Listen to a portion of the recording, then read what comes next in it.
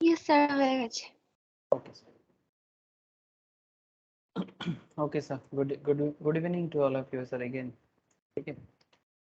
अच्छा, तो economics class और इकोनॉमिक्स में हम लोग बात कर रहे हैं सर, डिमांड एंड सप्लाई के अंदर बात कर रहे हैं. ठीक है. डिमांड सप्लाई में इस पर्टिकुलर एरिया में मैं अभी क्लास में डिस्कशंस कर रहा हूँ, वो है आपका डिमांड एंड सप्लाई. ठीक है. मतलब माइक्रो इकोनॉमिक्स में either in chartered accountancy, either in cost accountancy, either in company secretaryship, 11-12 level as well as BCom, हर लेवल में ये सिंपल कॉमन टॉपिक है. Even in MBA also. ठीक है. बीकॉम, एमबीए, बीबीए, हर जगह में आपको ये टॉपिक देखने को मिलते हैं. और ये देखो सर, इकोनॉमिक्स जनरल टॉपिक है, हर एक सेक्टर्स में इसका ज़रूरत है, each and every part of our economy.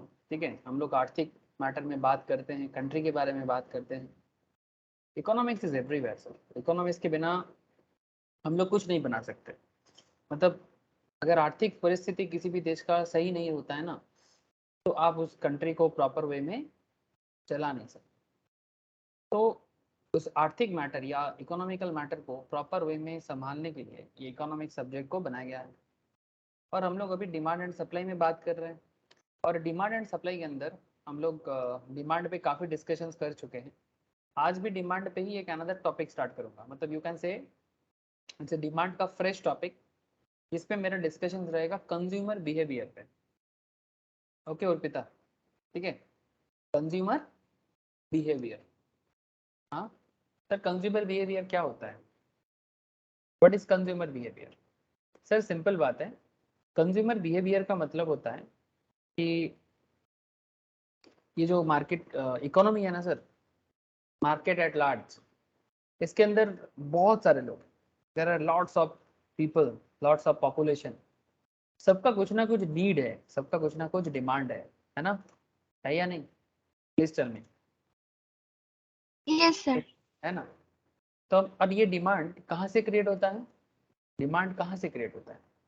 Sir demand कहाँ से क्रिएट होगा? Want say? क्या बोलते हो? हाँ, Yes, sir. आपको एक, जैसे मैं मार्केट के बारे में बताता हूँ.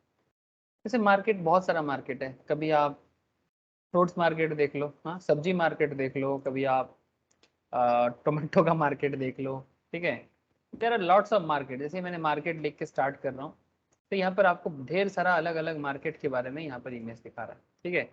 ये कुछ म्यांमार या तिब्बत वगैरह में इस तरह से टोपी पहन के मार्केट में मार्केटिंग करते हैं. इवन हमारे मणिपुर साइड में भी आपको ऐसा दिखने को मिलेगा. ठीक है. तो फिश मार्केट, चिकन मार्केट, हाँ, सब्जी मार्केट, क्लोथ मार्केट. हाँ सर, आप देख सकते हैं, this is the cloth market. हाँ. तो market is everywhere. Now concept is that ये मार्केट में लोग इतना सारा चीज लेके क्यों बैठा है? Because there is a demand. There is a demand. और डिमांड कहाँ से आया? बिकॉज कंज्यूमर का नीड है. ये लोग कौन है sir? They all are consumer. ये लोग सब कौन है? हम लोग दुकानदार के लिए कस्टमर जरूर है, but they all are consumer. ठीक है. यहाँ पर ये अलग अलग शॉपिंग चीज़ें लेने के लिए आया है. कोई सब्जी लेने गया, कोई कपड़ा लेने गया. सर कहना क्या चाहते हो? सर ज़्यादा कुछ नहीं कहना चाहता, सिंपल इतना कहना चाहता हूँ कि मार्केट जो भी होता है वो बेसिकली कंज्यूमर नीड को फुलफिल करने के लिए होता है. सिंपल सा बात है. कंज्यूमर नीड को फुलफिल करने के लिए मार्केट होता है. चाहे मार्केट इंडिया का हो, चाहे मार्केट फॉरेन का हो. ठीक है. आप कहीं भी चले जाओ दुनिया भर में, मार्केट आपको हमेशा नजर आएगा. ठीक है.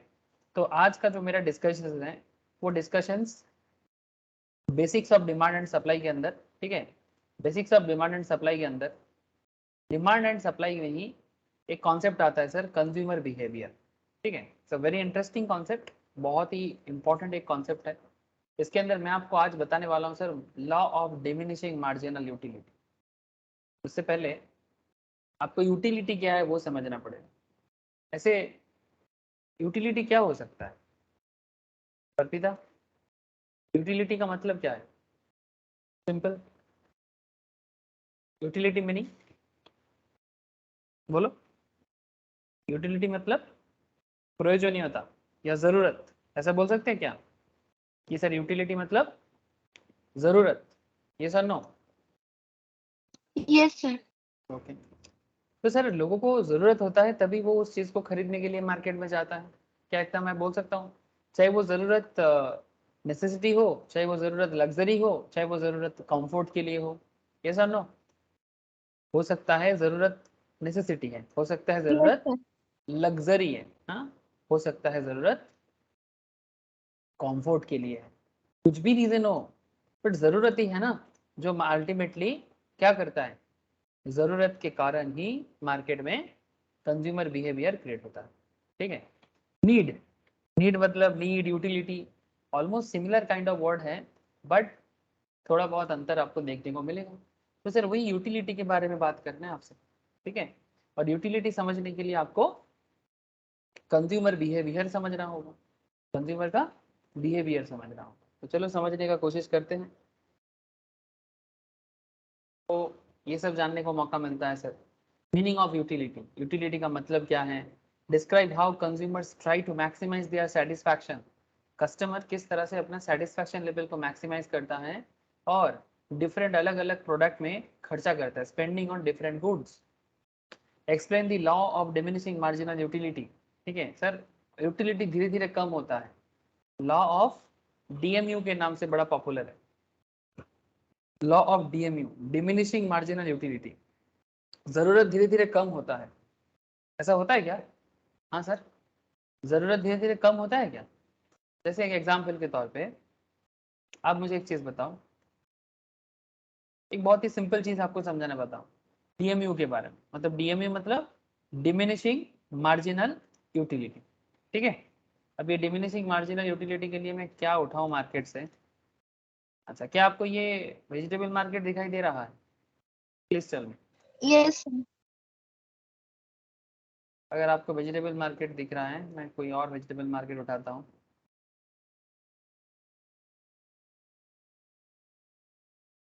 किसको उठाए, किसको उठाए? तो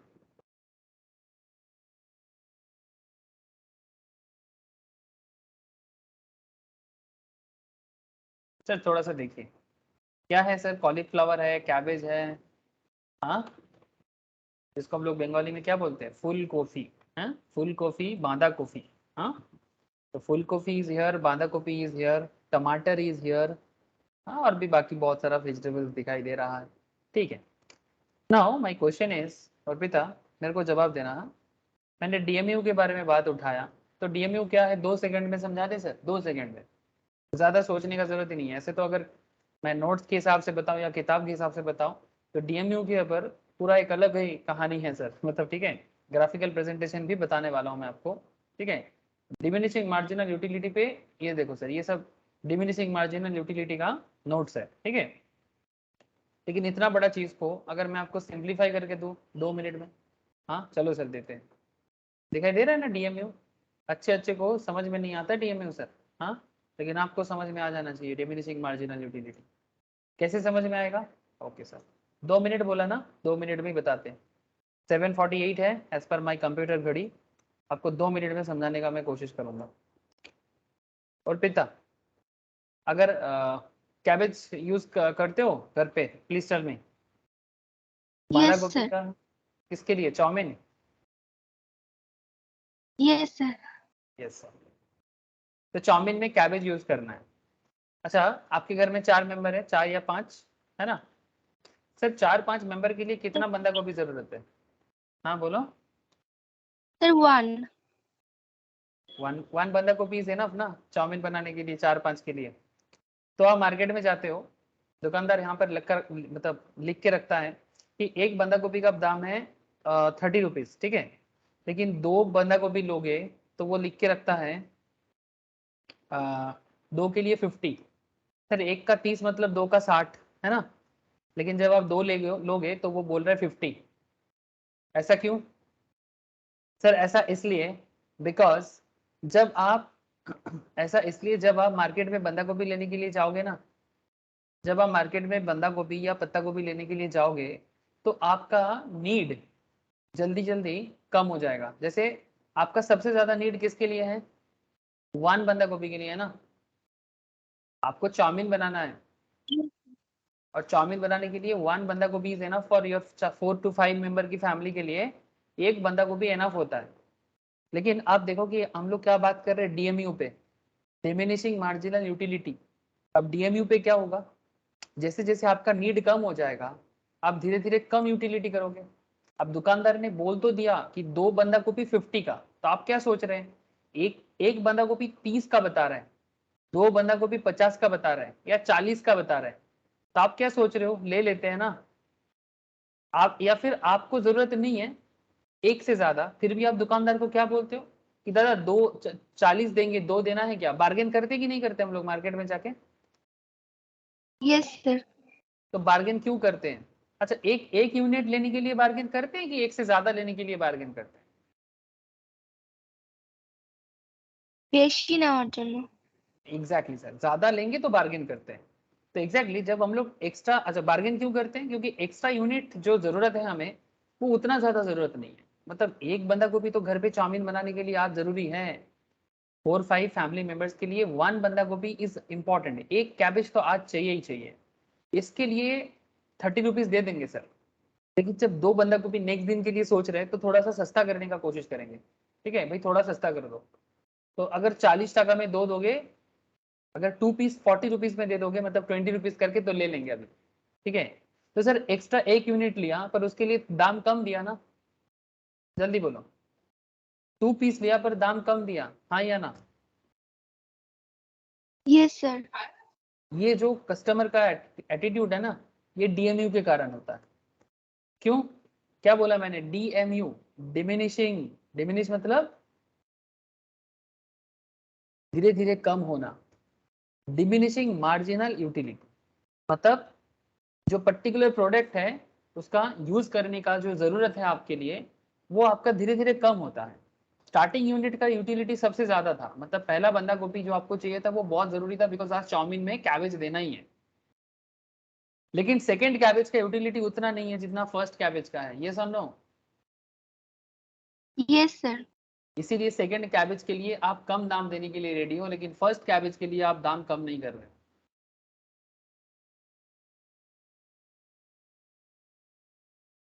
ये और नो, ऐसा होता यस। है ना। तो दिस इज सिंपल डीएमयू। अब आगे आगे मैं आपको डीएमयू के बारे में और भी बात करूंगा, ये तो बस स्टार्टिंग में ही आपको मैं डीएमयू समझा दिया, है ना। ये सब हमारे डे टू डे लाइफ के साथ कनेक्टेड पॉइंट्स है। Mrs Banerjee ji, good evening. Good evening sir.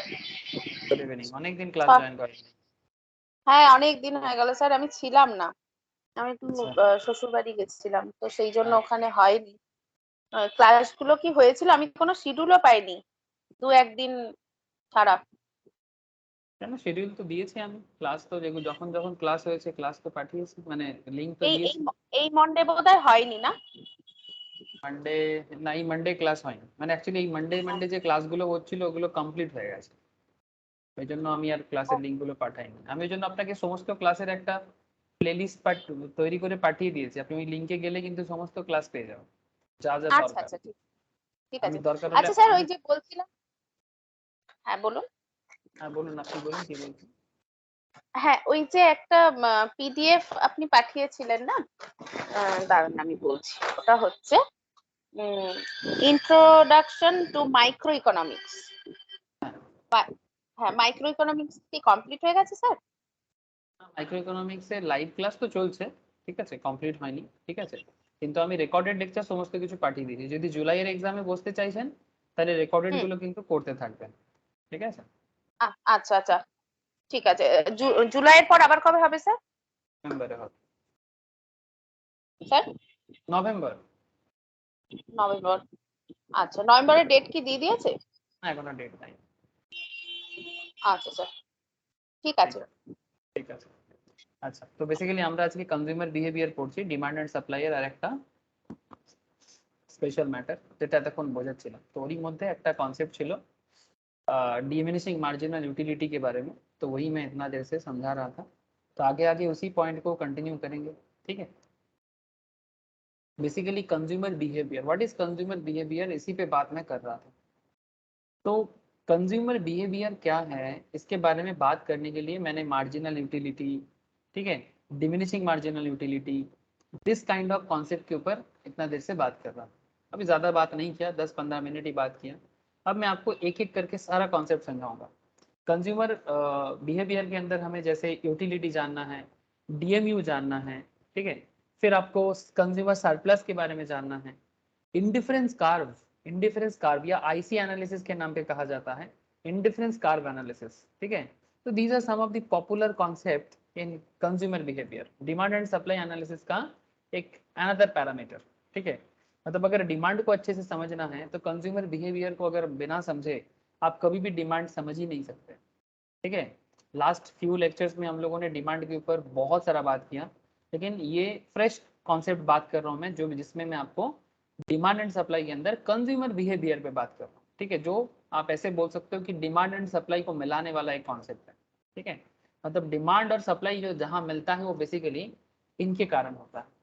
Because simple example से मैं तभी समझाने का कोशिश कर रहा हूँ कि अगर आपको मार्केट में किसी भी चीज़ का डिमांड होता है तभी उसका सप्लाई होता है, या फिर आप ऐसे बोलो कि सप्लाई होता है तभी उसका डिमांड भी होता है। दोनों एंगल से देखा जा सकता है, ये सुन लो। Hello, yes sir. है ना। जैसे ये सब्जी वाला इतना सारा सब्जी और फ्रूट्स लेके बैठा है, मार्केट में डिमांड है बोल के, है ना।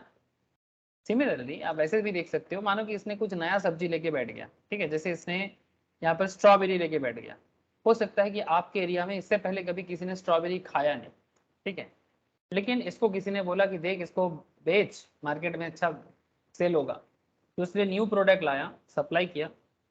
अब कस्टमर का नीड जनरेट होते होते उसका डिमांड भी क्रिएट हो जाएगा, ऐसा हो सकता है। मार्केट में कोई नया सब्जी आता है, कोई खाना आता है, कोई रेस्टोरेंट बनता है, तो पब्लिक भागा भागा दौड़ा दौड़ा उसके पीछे भी पड़ जाता है। शुरू शुरू में थोड़ा सा दिक्कत होता है, पर धीरे धीरे उसका भी आदत लोगों को लग जाता है। तो डिमांड और सप्लाई ये दोनों डिपेंड करता है किसके ऊपर, ये दोनों ही डिपेंड करता है कंज्यूमर बिहेवियर के ऊपर, ठीक है। तो अगर आप कंज्यूमर बिहेवियर ना समझ पाए तो फिर डिमांड और सप्लाई क्या समझ पाएंगे। हाँ, जब आप किसी कंपनी में as a chartered, as a company secretary या कॉस्ट अकाउंटेंट या एमबीए के तौर पे काम करोगे, आपके लिए बहुत बड़ा चुनौती का काम होता है कि कंज्यूमर बिहेवियर को समझ के मार्केट में कंपनी को एनालाइज करना, कंपनी के बिजनेस को एनालिसिस करना, ये हमेशा एक बहुत ही बड़ा रोल प्ले होता है। बिकॉज बिजनेस चलता ही है कंज्यूमर के बिहेवियर पे। हर एक बिजनेस का अपना अपना कंज्यूमर है। कंज्यूमर को हम लोग इकोनॉमिक्स में कंज्यूमर बोलते हैं, बिजनेस वाइज इसको हम लोग कस्टमर भी बोल सकते हैं, ठीक है। अब ये जो भी खेल है ना डिमांड एंड सप्लाई का, डिमांड सप्लाई का जो पूरा खेल है, ये खेल डिपेंड करता है वांट्स के ऊपर। किसके ऊपर? वांट्स के ऊपर, human wants, nature of human wants. Human wants है तभी डिमांड सप्लाई है। अगर वांट नहीं होगा तो डिमांड सप्लाई भी खत्म हो जाएगा। और लेकिन ये वांट्स अनलिमिटेड है, खत्म तो होने वाला है नहीं, वांट्स अनलिमिटेड है, जितना दे दो उतना कम पड़ जाता है। In economics the term wants refers to a wish.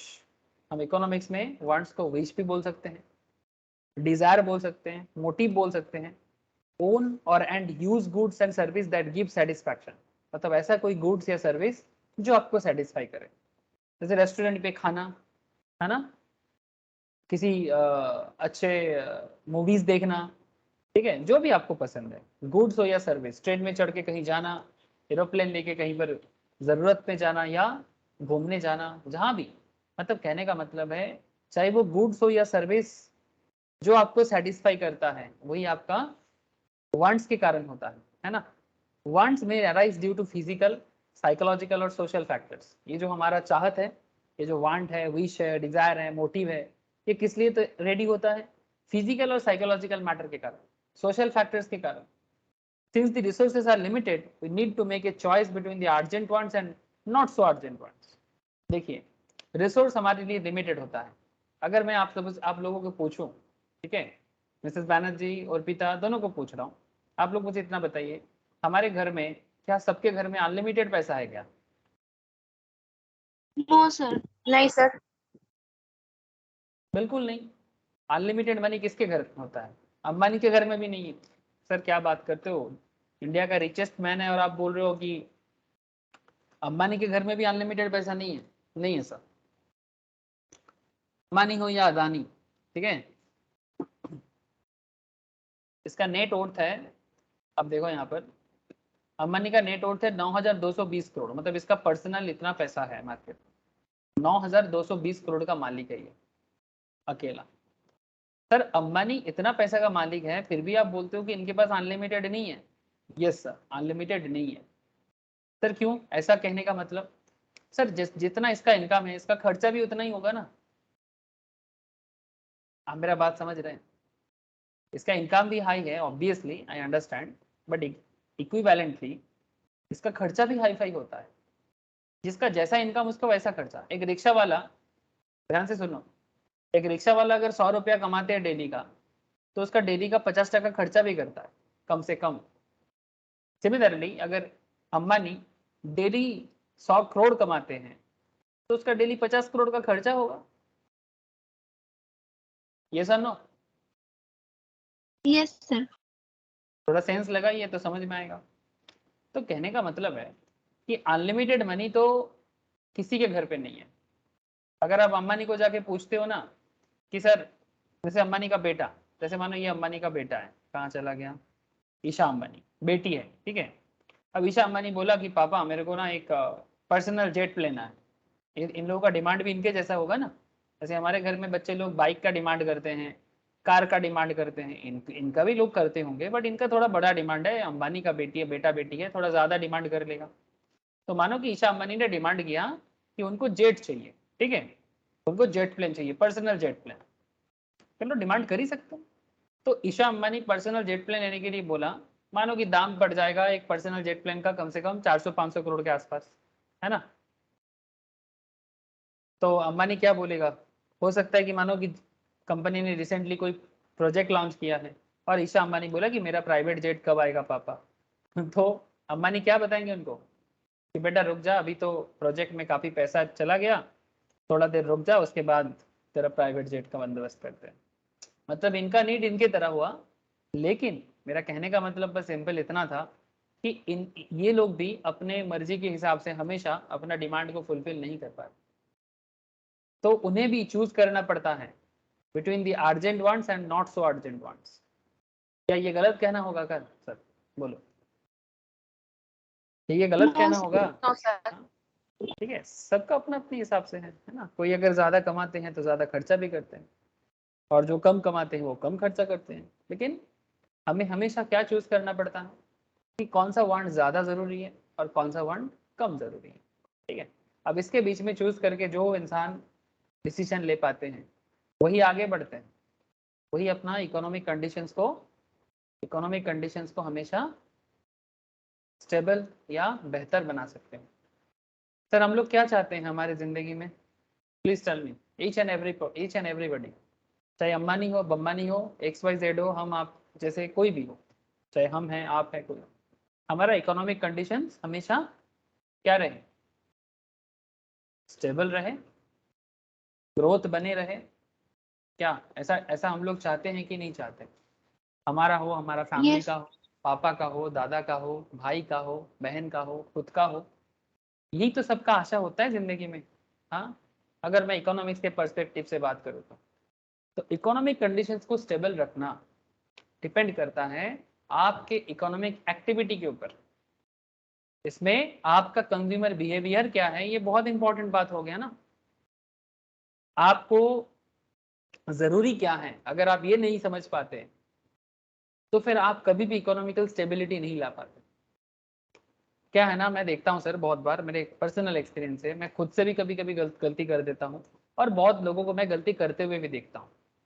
हो सकता है कि आपके पास कुछ चीज़ों का नीड हो गया, ठीक है, से फॉर एग्जाम्पल आपको ऐसा लगा कि मेरे दोस्तों ने कोई कार खरीदा है, जैसे एक कोई कार कंपनी का देखते हैं, चलो कार देखो, एग्जाम्पल से आपका फ्रेंड ने न्यू कार लिया, आपके पड़ोस में कोई है जिसने न्यू कार लिया। अब क्योंकि पड़ोस में न्यू कार लिया है, तो आप भी एक न्यू कार लेने के लिए सोच रहे हो। तो अब देखना ये है कि क्या आपके लिए न्यू कार जरूरी है या नहीं, है ना। अगर आपके लिए न्यू कार का जरूरत अभी नहीं है, आपके लिए शायद कुछ और जरूरी है, हो सकता है कि आपके घर में कुछ काम जरूरी है, हो सकता है कि आपका एडुकेशन में कुछ जरूरत है, तो आप अपने जरूरत के हिसाब से देखो ना। जस्ट बिकॉज बगल वाले ने नया कार लिया तो आपको भी लेना पड़ेगा? कंपटीशन चल रहा है क्या? लेकिन लोग करते हैं सर। हाँ, शर्मा जी ने नया कार लिया तो गांगुली जी भी नया कार लेने के लिए पागल हो जाएगा, क्योंकि शर्मा जी लिया है तो गांगुली जी भी लेने के लिए सोच रहे कि भाई मुझे भी लेना है। हाँ, पांडे जी ने लिया तो मिश्रा भी सोच रहे हैं मुझे लेना है। आप लोग समझ पा रहे हैं ना मेरा बात? Hello? Yes yes sir. Sir. ठीक है, लेकिन क्या ये जो होता है ना एक सोसाइटी के अंदर जो कंपटीशन बना रहता है, मैं कार से एग्जांपल दिया, आप किसी भी चीज में देख सकते हो। आपके घर के बगल में किसी के पास आईफोन है, ठीक है, तो आपको लग रहा है भाई मेरे पास भी आईफोन होता। अरे भाई ठीक है, तुम वन प्लस पे काम चला लो ना, जब होगा ले लेना आईफोन, क्या है, उसके पास है तो आपको भी चाहिए क्या? ऐसे ये भी इकोनॉमिक्स है, दिस इज ऑल्सो इकोनॉमिक्स, इसको डेमोन्स्ट्रेशन इफेक्ट बोलते हैं। ठीक है, तो ये भी एक तरह का कॉन्सेप्ट है, exception to the law of demand. But फिर भी कहने का मतलब यहाँ पर कंज्यूमर बिहेवियर बहुत इंपॉर्टेंट पार्ट हो जाता है। हमें चूज करना पड़ता है अर्जेंट वांट्स और नॉट सो अर्जेंट वांट्स के बीच में। all wants of human being exhibit some characteristic features. Wants are unlimited in number and all wants cannot be satisfied. Wants number में अनलिमिटेड होता है और सारा का सारा wants फुलफिल करना पॉसिबल नहीं हो सकता। Wants differ in intensity. Intensity पे डिफर कर जाता है। Some are urgent, others are less intensely felt. Each wants is satiable. Sir satiable मतलब सेटिस्फाइबल। सेटिस्फाइबल मतलब हम लोग जो भी चाहते हैं ना, हम लोग क्या चाहते हैं वो फुलफिल हो। अगर मूवी देखने का मन करे तो मूवी देखने का इच्छा पूरा हो, पिज्जा खाने का मन करे तो पिज्जा खाने का मनसा पूरा हो, गाड़ी लेने का इच्छा करे तो वो भी पूरा हो। ये सर नो सेटिएबल का मतलब समझ आ रहा है सर? जो आपको सेटिस्फाई करे, जो आपकी इच्छा को पूरा करे। हाँ, दैट इज, तो हर एक वांट सेटिएबल होता है। ये आप लोग बंगाली मूवी एक सत्यजीत रॉय का बड़ा फेमस एक लाइन है, गोपी गाइन बागा बाइन, देखा आप लोगों ने? Yes sir. गोपी गायन बाघा बायन, गोपी बाघा मूवी में अर्पिता देखे चीज? স্টোরিটা পড়েছি, দেখিনি মুভিটা। আচ্ছা, স্টোরিটা যদি পড়েওছিস তাও বলতে পারবি। ভূতের রাজা দিল বর, लाइन याद है?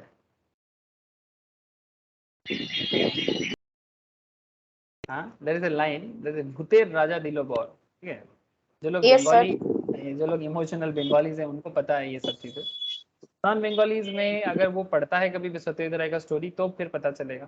तो उसमें एक लाइन है, भूतेर राजा दिलो बर जबोर जबोर दुई बर। ठीक है, तो भूतेर राजा ऐसा बौर दिया, जिस मतलब बौर मतलब बेसिकली विश फुलफिल करने वाला एक मंत्र। ठीक है, तो इस तरह से वो क्या करता है, जैसे कभी हाथ ताली मारता है तो इधर से उधर पहुंच जाता है, जो भी खाना मांगता है वो खाना आ जाता है ना? तो क्या हो रहा है आपका, उसका वांट्स को, भूपी और बाघा जो दो कैरेक्टर है, इन दोनों कैरेक्टर का सारा डिमांड फुलफिल हो रहा है, ये सब नो। और हर एक वांट्स को सेटिएबल कर रहा है कौन? भूतेर राजा। बौर मांगा था, बौर मतलब बोला था कि बोल क्या चाहिए, दे देंगे, तो फिर डिमांड फुलफिल करने के लिए दिया गया था। तो इट्स लाइक दैट। ठीक है, हम लोग भी ऐसे अपने जिंदगी में मांगते हैं अपने हिसाब से, और हर एक वांट्स को हम लोग सोचते हैं कि सेटिएबल हो जाएगा। Fifth point is wants are competitive. Want competitive भी होता है, they compete each other for satisfaction. मतलब व्हिच वन इज बेटर, कौन सा अच्छा रहेगा, ये वाला या वो वाला? Because resources are scarce in relation to wants, इसलिए कंपटीशन करता है। जैसे ये देखिए, कौन सा कार लेने से सही रहेगा? जब हमारे पास 5-7 लाख होता है, हम लोग सोचते हैं कि कार लेने जाएंगे, तो कौन सा कार सही रहेगा बोलिए? मारुति सेलेरियो लेना है कि रेनॉल्ट क्विड लेना है? স্যার ये মারুতি। मारुति क्यों? স্যার ভালো क्यों? ব্র্যান্ड। बिग ब्रांड, भालो ब्रांड। रेनॉल्ट भी बहुत बड़ा ब्रांड है सर। अगर ब्रांड वैल्यू देखोगे तो इसका ब्रांड वैल्यू बहुत अच्छा है, रेनॉल्ट क्विड का। हाँ, आप ये बोल सकते हो फॉरेन कंपनी है, सर्विस सेंटर हर हर जगह नहीं मिलेगा। ठीक है, ये कुछ प्रॉब्लम है ऑब्वियसली। ठीक है, अपने अपने ऊपर है। देखो सर, मैं तो अपने हिसाब से बोला, आप अपने हिसाब से बोला, है ना? ऐसे मुझे उतना गाड़ी का नॉलेज नहीं है। कहने का मतलब ये है कि ये भी 4.5 से 5.5 लाख 6 लाख तक मिलता है, ये भी 5.5 से 7 के अंदर बोल रहा है। अब आपको देखना है कि कौन सा ज्यादा आपको सेटिस्फाई करता है। बिकॉज देखो सर, आपको खर्चा करना है, आपके पास भी लिमिटेड बजट है, 5 से 6 लाख की आप खर्चा कर पाते हो। या तो क्विड ले लो, या तो सेलेरियो ले लो, या तो किंगर ले लो। ठीक है, अगर इसमें टोयोटा का लेना है या हुंडई का लेना है, ठीक है, या किया मोटर्स का लेना है, ठीक है, तो आप देख लो, बिकॉज आपके पास लिमिटेड पैसा है। अब ऐसा नहीं कि 10 लाख कल 20 लाख हो जाएगा, 10 लाख है तो 10 लाख में बजट बनाना है। अब आप देख लो कि उसमें आपको सबसे ज्यादा सेटिस्फेक्शन मिल रहा है। अच्छा, हो सकता है आपसे गलती हो जाए, हाँ वो भी हो सकता है, लेकिन सर परचेस करने के टाइम पे हम लोग हर एक तरह का पैरामीटर चेक करके तभी जाके लेते हैं। तो वांट्स अपने आप को कम्पीट करता है एक दूसरे के साथ, आपका ही वांट्स है, आपका गाड़ी लेना है, आपको ही गाड़ी का वांट्स है, बट आपका ही वांट्स आपके खुद के बीच में कंपटीशन करता है कि नहीं करता है, प्लीज टेल मी। आपका वांट, आपका डिजायर, बट कंपटीशन करता है, कौन सा कपड़ा ले, कौन सा जूता ले, कौन सा गाड़ी ले, कौन सा घर ले, ये सब no. Yes sir. It's like that, ठीक है। So wants are competitive. They compete each other for satisfaction because resources are scarce in relation to wants. Wants are complementary. Wants complementary भी होता है। Some wants can be satisfied only by using more than one good or group of goods. कोई कुछ wants ऐसे भी होते हैं जिसको आप एक साथ satisfy नहीं कर सकते, कुछ दूसरे goods या group के साथ ही satisfy कर सकते हो। पर्टिकुलर वांट्स ऐसे हो सकता है जो अल्टरनेटिव वे में सेटिस्फाई किया जा सकता है। Wants are subjective and relative. Want subjective भी हो सकता है, मैन टू मैन वैरी करता है। वांट्स वैरी विथ टाइम, समय के साथ साथ वांट चेंज भी होता है। जगह अनुसार भी वांट चेंज होता है, जगह के अनुसार भी आपका चाहत चेंज होता है, ठीक है। जैसे जो लोग पहाड़ के आसपास रहते हैं उनका वांट्स और जो समुद्र किनारे रहते हैं उनका वांट्स सिमिलर होगा क्या? हाँ सर, पहाड़ में जो लोग रहते हैं और समुद्र किनारे जो रहते हैं दोनों का सिमिलर वांट्स होगा? बिल्कुल नहीं, है ना। तो आप कहाँ रहते हो, place is very important also, है ना। पर्सन टू पर्सन भी वांट्स चेंज हो सकता है। आपका वांट्स मेरा वांट सेम होगा जरूरी है क्या? No sir. बिल्कुल नहीं, है ना? ऐसे देखो ना, मतलब मैन टू मैन, अगर मैं थोड़ा सा पुराने जमाने के हिसाब से बात करूं, मतलब ट्रेडिशनल वे में देखना सर, हमारे समाज में कोई अगर मैं भगवान से बात करूं, ठीक है, किसी को शिव भगवान पसंद है, किसी को कृष्णा पसंद है ना।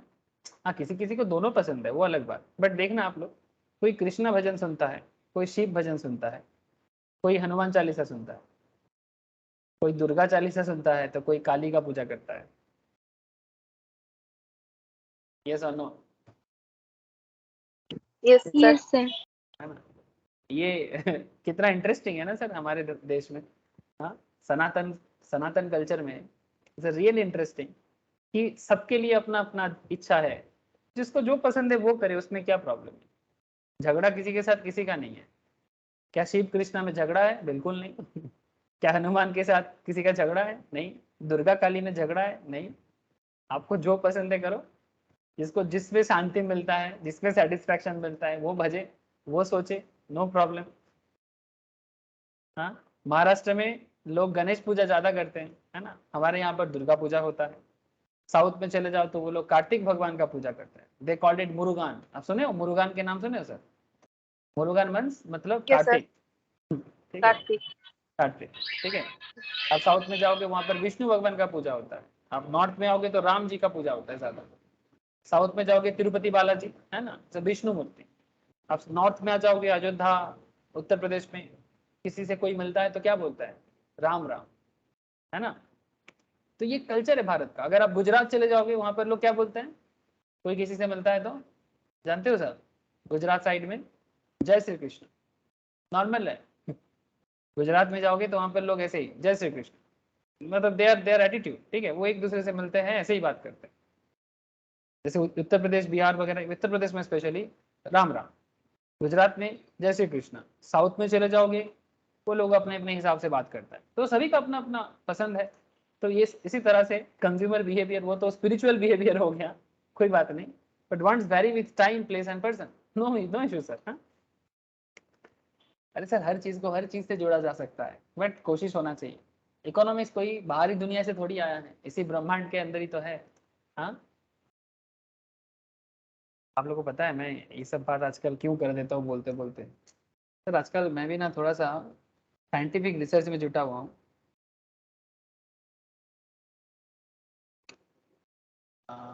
एक इंस्टीट्यूट है सर इसमें, स्विट्जरलैंड में, मतलब एक्चुअली यूरोप में, जहाँ पर इंस्टीट्यूट का नाम भूल जाता हूँ, स्विट्जरलैंड रिसर्च इंस्टीट्यूट है, वहाँ पर हमारे जो शिव भगवान है ना, नटराज मूर्ति शिव जी का, वो नटराज मूर्ति को लेकर वो लोग रिसर्च कर रहा है, मजाक नहीं कर रहा सर। फुल फॉर्म सर्न नहीं है लग रहा है इसका, सी यार, हाँ ये मिल गया।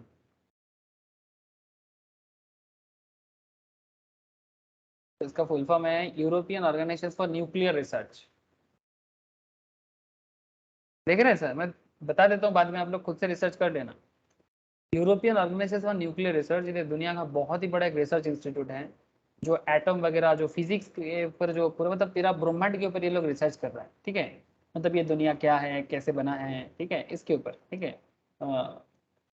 Each and every parts of, मतलब एटॉमिक पावर वगैरह जो होता है ना, वो सब चीज़ों के बारे में ये लोग रिसर्च कर रहे हैं। सर्न बहुत ही बड़ा काउंसिल है, ठीक है, और बहुत बड़ा एक रिसर्च इंस्टीट्यूट है।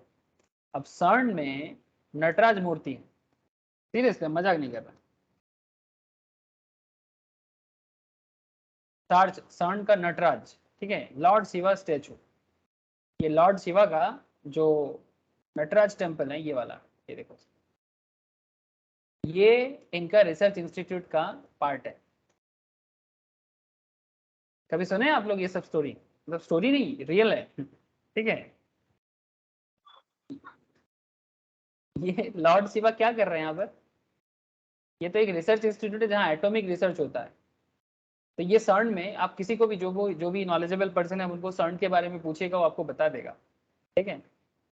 यहाँ पर शिव स्टैचू क्या कर रहे हैं सर? एक्चुअली ये मान्यता है इनका भी, ये लोग भी मान रहा है कि जो ब्रह्मांड जहाँ से स्टार्ट हुआ है, तो ब्रह्मांड स्टार्ट जहाँ पर हुआ है, वहाँ पर जिस तरह से प्रोटॉन, न्यूट्रॉन, ठीक है, इस तरह का जो अलग अलग एटॉमिक फॉर्मेशंस है, वो फॉर्मेशन जैसे बना है, उसका जो फॉर्मेशंस है, एटॉमिक फॉर्मेशंस का जो कॉन्सेप्ट है, जहाँ ब्रह्मांड जहाँ से बन रहा है, और शिव जी जिस तरह से ये नटराज नृत्य करता है, डांसिंग फॉर्म ऑफ शिव भगवान, ठीक है,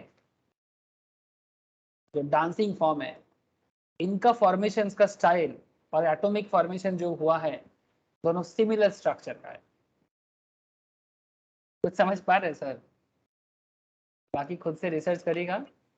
एटॉमिक मींस, हाँ, atomic power, atomic, atomic means ये जो बेसिकली क्या बोलते हैं उसको, एटॉमिक को परमाणु, परमाणु पावर, मतलब द होल वर्ल्ड, সৃষ্টি মানে সৃষ্টি যেটাকে আমরা বলি, ইউনিভার্স কিভাবে তৈরি হয়েছে, এই পুরো ব্রহ্মাণ্ডটা চলে কি করে, ঠিক আছে, কি কি পাওয়ার আছে এতে, এই যে পুরো ব্যাপারগুলো, এই পুরো ম্যাটারটা যেটা আমাদের হিন্দু কনসেপ্টে, in our country Hindu religious কনসেপ্টে, বেদ বেদান্তে বলাই আছে कि everything is belongs to Shiva, जिसको हम लोग ब्रह्मा विष्णु महेश्वर कॉन्सेप्ट से भी जानते हैं। तो शिव जी का जो ये तांडव, नटराज जो डांसिंग फॉर्म है, ये डांसिंग फॉर्म ऐसे ही नहीं आया, the very old concept of dancing form.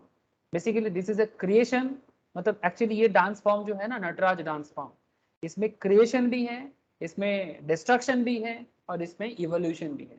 Creation, evolution and destruction of universe. जिनको डांस के बारे में नॉलेज है, अब उनको पूछिएगा जो रियली डांस। হ্যাঁ অ্যাকচুয়ালি এই মূর্তি মানে এই নটরাজ মূর্তি যারা ডান্স করে তাদের বাড়িতেই একমাত্র রাখা যায় আর কি, এটা আমি শুনেছি। जो लोग डांस का रियल नॉलेज है, ठीक है, मतलब सिर्फ डांस करना आता है ऐसा नहीं, वो डांस के पीछे का रीजन क्या है, ठीक है, मतलब हर एक डांस का ना एक रीजन होता है, जिनको ओरिजिनल, जिसको नॉलेज है, ठीक है। आप इनसे ऐसा किसी से भी अगर आप पूछेंगे ना, तो वो नटराज का कहानी आपको जरूर बता पाए नटराज क्या है। तो basically Nataraj dancing concept is from the cosmic, cosmic मतलब ब्रह्मांड जिस तरह से बना है उसके बारे में बात करता है, ठीक है, जिसमें क्रिएशन है, इवोल्यूशन है और डिस्ट्रक्शन। तब ये दुनिया बना है, दुनिया बन रहा है, और दुनिया खत्म भी हो जाएगा, फिर से न्यूली स्टार्ट होगा, ठीक है, जिसको हम लोग ऐसे बोलते हैं ना, डेथ एंड रिबर्थ। हम लोग पुनर्जन्म के बारे में बात करते हैं, और हम लोग ये भी बोलते हैं कि आत्मा अविनश्वर है ना, शरीर चला जाता है बट आत्मा जिंदा रहता है। तो ये आत्मा जो भी कॉन्सेप्ट है, ये सब यही कॉन्सेप्ट के अंदर आता है, and this is a pure science, ठीक है, इसमें कोई गप्पोबाजी नहीं है, ठीक है, कोई स्टोरी नहीं है इसके अंदर। उसी के ऊपर ये लोग रिसर्च कर रहे हैं, और ये हमारा हिंदू सिविलाइजेशंस और हिंदू रिलीजियंस भी बोल सकते हो, ऐसे ये सिविलाइजेशंस है, सनातनी रिलीजियंस इतना पुराना है, वेद वेदांत आज से 5000 ईयर से भी पुराना है। तो दुनिया में ये सब क्रिश्चियन, इस्लाम, ये सब तब पैदा नहीं हुआ था, तो उनको नहीं पता है कि किस तरह से ये दुनिया बना था। हम लोगों को सब पता था, ठीक है। तो ये सब चीज़ आपको पता चल जाएगा धीरे धीरे। ठीक है, चलो कोई बात नहीं, मैं थोड़ा सा बता देता हूँ, कभी कभी थोड़ा सा एक्साइटेड हो जाता हूँ। मुझे कोई ये सब अंधविश्वास से कनेक्शन नहीं है, मैं हर चीज़ का कनेक्शन कारण ढूंढने का कोशिश कर रहा हूँ कि क्यों है, किस लिए है, पूजा क्यों करते हैं, पूर्णिमा अमावस्या का क्या कॉन्सेप्ट है, हाँ, एकादशी क्यों मानते हैं, ठीक है, हर चीज़ का कारण है। अब कारण ढूंढने बैठोगे ना, मजा ही मजा आ जाएगा। ठीक है सर, चलो अब मेरे साथ ये सब लेके बात करने बैठोगे तो दिन निकल जाएगा। तो फिर basically wants are subjective and relative. Wants vary with time, place, person. Some wants recur again, whereas others do not occur again and again. Wants may become habits and customs. किसी किसी के लिए wants habit भी है, customs भी, मतलब आदत सा बन गया है। जैसे बहुत लोग, हम लोग, जैसे आप देखिएगा कि पूजा के टाइम पे हम लोग एक तरह का पोशाक पहनते हैं, ऑफिस जाने के टाइम पे एक तरह का वांट्स करते हैं, हाँ, खेलने के टाइम पे एक तरह का पोशाक पहनते हैं। तो ये सब हैबिट्स और कस्टम्स में देखा जाता है, मतलब प्रथा है, ठीक है। कोई पगड़ी पहनते हैं, है ना, प्रथा है। जैसे सिख लोग पग पहनते हैं, है ना, तो ये प्रथा है, इसीलिए पहनते हैं। ब्राह्मण लोग धोती पहनते हैं, नॉर्मली प्रथा है, पहले तो सभी कोई पहनते थे। ब्राह्मण के जनेऊ होते हैं, मतलब पोइते जिसको हम लोग बोलते हैं, प्रथा। अब प्रथा कारण क्या मतलब इसका भी रीजन है, ब्राह्मण का जो जनेऊ होता है उसका भी रीजन। अब ये रीजन अगर बोलने बैठोगे तो फिर उसका भी बहुत समय लग जाएगा, छोड़ दो सर। तो प्रथा वगैरह सब कुछ रीजन है। तो ये कस्टम्स भी एक वांट्स का कारण है, उसके कारण जैसे ब्राह्मण्स में जैसे पोइते होते हैं, है ना, जिसको हम लोग बोलते हैं ना, उसको उपनयन बोला जाता है। am I right ना मिसेस बनर्जी?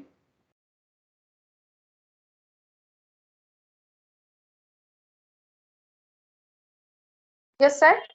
उपनयन बोले तो पोइते के, यस सर, उपनयन बोले। तो ये सब रीजन है, ठीक है। तो वांट्स में बिकम हैबिट्स एंड कस्टम्स, तो इस तरह से डिमांड क्रिएट होता है वांट्स के कारण भी। Wants are affected by income, ये भी एक बहुत इंपॉर्टेंट मैटर आगे। वांट्स इनकम के द्वारा इफेक्टेड होता है, taste, fashion, advertisement and social norms and customs, this all are depends on wants. अब आगे देखिए, वांट्स कितना कारण हो सकते हैं, वांट्स का भी कितना सारा अलग अलग रीजन हो सकता है। सर वांट नेसेसरी हो सकता है, मतलब जरूरत की चीज है। वांट कंफर्ट हो सकता है, जो थोड़ा सा आपके लाइफ को कंफर्टेबल कंडीशंस में रखे, और आपका वांट लग्जरी भी हो सकता है, ठीक है। तो तीन तरह का वांट नॉर्मली है, याद रखिएगा, एक नेसेसिटी, एक कंफर्ट और तीसरा लग्जरी, ठीक है। Very very important sir. Sir अब बात करते हैं यूटिलिटी पे, आज का hero. Now, what is utility? The concept of utility is used in neoclassical economics to explain the operation of the law of demand. Utility का सिंपल मतलब होता है क्या, जरूरतें, है ना। यूटिलिटी, यूटिलाइजेशन हम लोग बोलते हैं ना, यूटिलाइजेशन, यूटिलाइज नहीं कर पाएंगे, वही है यूटिलिटी।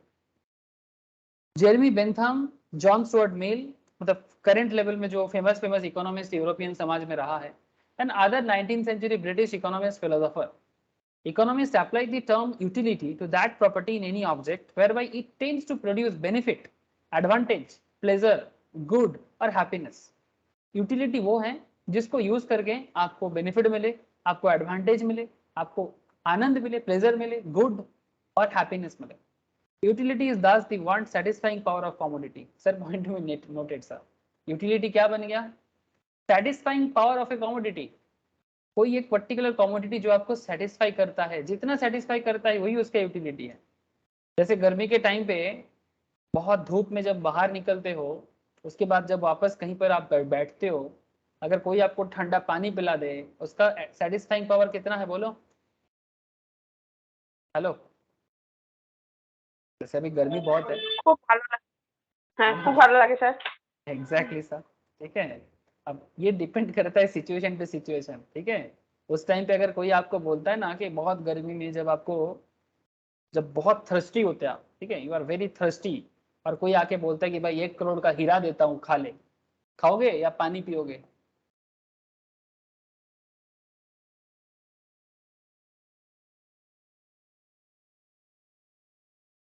पियोगे। सर जब आप बहुत 1 करोड़ का डायमंड चाहिए कि 1 गिलास पानी चाहिए जब जब आप थ्रस्ट में होते हो? ऑब्वियसली एक ग्लास जल सर। ठीक है, तो एक थ्रस्टी इंसान को जब जब वो बहुत प्यास में होता है ना, उसको आप पानी दो, ठीक है, उसको पानी चाहिए, ठीक है, उसको डायमंड नहीं चाहिए। तो इट्स डिपेंड्स, समझ रहे हैं ना? यूटिलिटी, यूटिलिटी वही है। यूटिलिटी मतलब satisfying power of a commodity. Utility of a consumer is measure of the satisfaction that consumer expects to obtain from consumption of goods or service. जब किसी गुड से आपको कितना सेटिस्फैक्शन मिल रहा है कंज्यूम करके, वो बताते हैं। When he spends money on a stock of a commodity which has the capacity to satisfy his wants. चाहे आप पानी के लिए जब तरसते हो, पानी चाहिए, खाने के लिए तरसोगे तो खाना चाहिए, गोल्ड डायमंड के लिए भी तरसोगे तो वो चाहिए। भाई जो भी उसका सेटिस्फैक्शन पावर है वही उसका यूटिलिटी है। सिंपल बात है, ज्यादा बकवास करने का जरूरत नहीं है। Utility is thus anticipated satisfaction by the consumer, and satisfaction is the tangible satisfaction. Tangible मतलब जो दिखाई देगा, ठीक है। Commodity has utility for a consumer even when it is not consumed. Utility is subjective and relative entity and varies from person to person. हाँ, ये बात भी है। Utility man to man vary करता है, ठीक है। अलग अलग लोगों का अलग अलग यूटिलिटी है। किसी को चिकन खा के मजा आता है तो किसी को वेज खा के मजा आता है। किसी को मटन चाहिए तो कोई बोलेगा मेरे को 1 गिलास दूध ही दे दो, ठीक है। तो डिपेंड करता है, ठीक है। Man to man, person to person utility obviously vary कर सकता है। तो इकोनॉमिक्स में यूटिलिटी वही है, ठीक है, जो एथिकली न्यूट्रल है, लेकिन सब अपने जरूरत के हिसाब से, सेटिस्फैक्शन पावर के हिसाब से होता है। जैसे आप देखो, from the economic stand point even harmful things like liquor may be said to have utility. दारू पीना चाहिए क्या? लीकर मतलब जिसको हम लोग बंगाली में मौत बोलते हैं, क्या लीकर पीना चाहिए? हेलो? ना सर। नो, ऑब्वियसली लीकर नहीं पीना चाहिए। सिगरेट सिगरेट पीना चाहिए? नो, ना ना ना। नो ठीक है। तो लीकर हो, सिगरेट हो, ये पीना नहीं चाहिए, बट फिर भी इकोनॉमिकल पॉइंट ऑफ व्यू में उसका भी यूटिलिटी है। मार्केट में बिकता है ना सर, बिकता भी है, एडवर्टाइजमेंट भी होता है। बेसी सर। हाँ, बिकता भी है और उसका एडवर्टाइजमेंट भी होता है। तो from economic standpoint even harmful things like liquor may be said to have utility because people want them. लोगों को चाहिए गुटखा, पान पराग। हाँ, बड़े बड़े स्टार दुआरे लिकर चाय सर। हाँ बोलिए। दुआरे लिकर चाय এখন। दोबारा लिकर, ठीक है। पान पराग, गुटखा, हाँ, उसका भी लोग एडवर्टाइजमेंट करते हैं। लोगों को चाहिए इसलिए, है ना, और चाहिए। अक्षय कुमार एक पान पराग का ऐड देखा आप लोगों ने? क्या बोलते हैं उसको, विमल, हाँ, यस सर। विमल पान मसाला। एक जन से ऐड नहीं बन रहा है, 3-3 स्टार एडवर्टाइजमेंट कर रहा है। कितना पैसा है कंपनी के पास, समझ में नहीं आता। हाँ, कितना पैसा होगा इसके पास कि एक एक स्टार तो एक एक ऐड के लिए 15 से 20 करोड़ लेता है, पता है आप लोगों को? ये जो यस स्टार सर। लोग हैं, ठीक है, चाहे अक्षय कुमार ले लो, अजय देवगन ले लो, शाहरुख खान ले लो, सब 15-20 करोड़ के नीचे काम नहीं करता एक एडवर्टाइजमेंट के लिए। मतलब ये कंपनी कितना कमाता होगा, जस्ट इमेजिन कि कंपनी इनको एट ए टाइम 1 साल के लिए कॉन्ट्रैक्ट करता है, 1-2 साल के लिए, ये एडवर्टाइजमेंट चलाएगा, 50-50 करोड़ एडवर्टाइजमेंट पे खर्चा कर देता है। तो जस्ट इमेजिन सर कितना लोग इसको खाते हैं। हाँ, मुझे नहीं पता कितने में बिकता है, अगर एक एक पाउच 10 रुपीज करके भी है इसका, और हमारे देश में सर मैं जितना जानता हूँ, मतलब डेली 10 करोड़ लोग तो इसको कंज्यूम करता ही है, 120-30 करोड़ में, और भी ज्यादा। बेसी सर। हाँ, और भी ज्यादा, ठीक है। साउथ रजनीगंधा मस्ट। रजनीगंधा, ठीक है, वही बोल रहा हूँ। मतलब ये इस तरह का चीजें में लोग कितना खर्चा करते हैं, कंपनी भी कमाते हैं, लेकिन क्या खाना चाहिए? नहीं, ये सब गुटखा है, पान मसाले के नाम पे बेचता है, और आपके मतलब माउथ को पूरा सड़ाता है। और ऐसे बॉलीवुड का सो कॉल्ड स्टार पैसे के लिए खर्चा करते हैं। रिसेंटली अक्षय कुमार को लोगों ने ट्रोल किया, तो अक्षय कुमार सॉरी मांगा और बोला कि मैंने तो इस बार कर दिया पर आगे से नहीं करूंगा, ऐसे अक्षय कुमार ने बोला, ठीक है। शाहरुख खान का तो छोड़ो, ये सब क्या बताऊं उनके लिए, हाँ, उनको ये सब से फर्क नहीं पड़ता, पैसा आते जाए। अजय देवगन भी अपना, अक्षय कुमार आजकल सोशल मैटर पे बात करता है ना, बहुत ज्यादा बात करते हैं सोशल मैटर पे, तो सोशल मैटर पे बात करते हैं तो फिर इतना तो समझना चाहिए, पैसा का इतना कमती हो गया क्या? तो जो भी हो, इनका अपना है सर, मैं तो बस ऐसे ही लोगों का जो गुस्सा था वही बता रहा हूँ कि भाई इतना सोशल मैटर पे बोलते हो और इसी को प्रमोट कर रहे हो। ठीक है सर, इससे हमें कोई लेना देना है नहीं करेंटली, लेकिन मेरा कहने का मतलब इतना था कि यूटिलिटी तो हर चीज का होता है, ठीक है, मतलब इवन जहरीला चीजों का भी यूटिलिटी इकोनॉमिक्स में है, ठीक है। The concept of utility is ethically neutral, ठीक है, चाहे वो जहरीला हो चाहे वो स्पिरिचुअल हो, लेकिन स्पिरिचुअल चीजों का भी कितना नीड है, उसका भी इकोनॉमिक मैटर है। जैसे मैं कल ही एक ये पढ़ रहा था, एक इकोनॉमिक आर्टिकल पढ़ रहा था सर, आप लोग ये जानते हो वो क्या बोलते हैं उसको, रुद्राक्ष,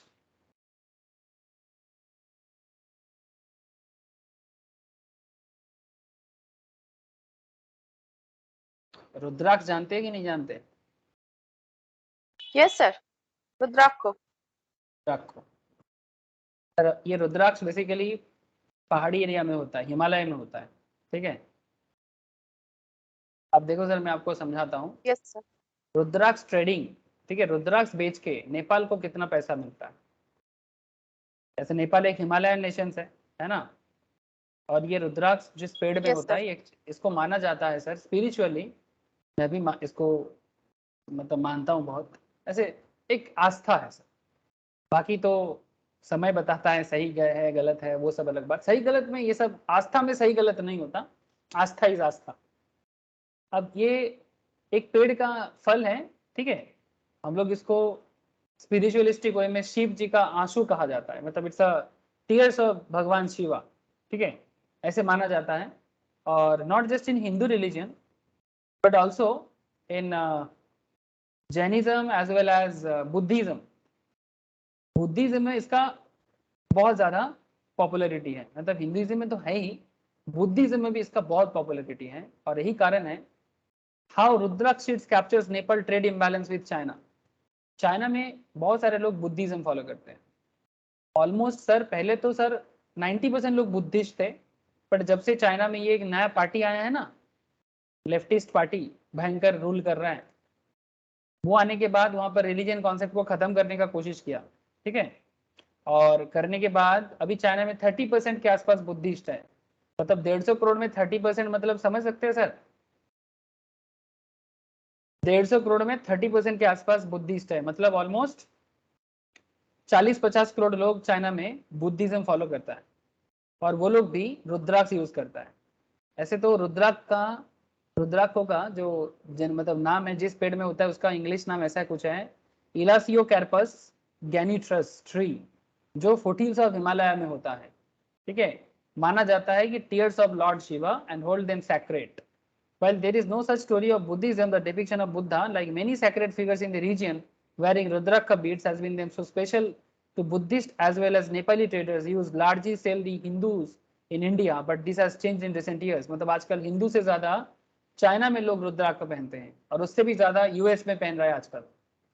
आपको दाम पता करके समझ में आएगा सर। नीमा तमाम एक रुद्राक्ष ट्रेडर है जो चाइना में 10,000 kg of seeds every year cell करता है, जिसका प्राइस है 2000 से 3000 kg का प्राइस है सर 3.5 मिलियन, जिसका इंडियन मनी में वैल्यू है 22 लाख। 2000 kg से लेके 3000 kg सीड्स का दाम है 22 लाख रुपया। क्या बात समझ में आ रहा है sir? Hello, economic yes value sir. समझ। अब ये वैल्यू कहाँ से आया? यूटिलिटी की वजह से आ रहा है ना, लोगों को यूटिलिटी है। अब तो मैं आपको जहर का यूटिलिटी बताया, या स्पिरिचुअलिटी का यूटिलिटी देखो।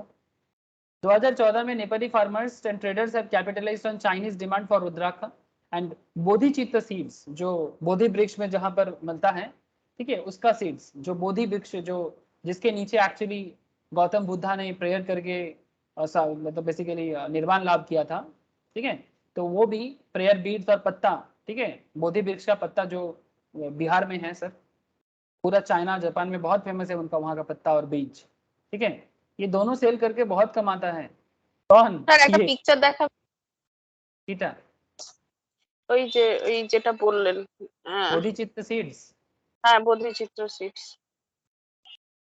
एग्जैक्टली याद नहीं आ रहा कैसे है, देख लेते।